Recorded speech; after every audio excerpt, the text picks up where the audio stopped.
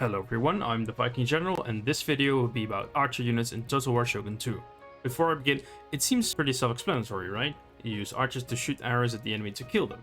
Well, yes, that is an important job. It's not the only job, and in the next 2 minutes I will explain what the other jobs are. Let's begin.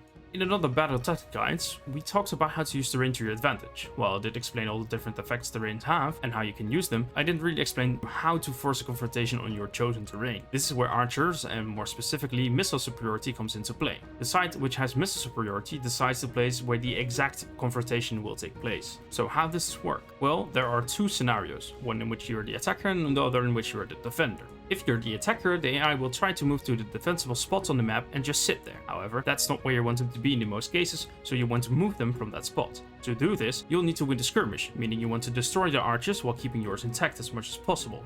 When the AI decides it lost the skirmish, it will order its troops to charge at you, leaving their defensive position. Another way to use your archers is to use them as bait. If you move an archer unit close to an enemy melee unit, the AI likes to charge your archer unit. You can use this to ambush the unit and potentially draw the enemy force away from the defensible position. If you are the defender, the AI will also try to start a skirmish, but will eventually move toward your front line. However, they can thin out your forces considerably if you don't take out their archers. The actual point when the AI decides to attack here is based on a lot of different factors, but that's beyond the scope of this video. To win the skirmish in either scenario, there are some things you can do besides better quality and or quantity.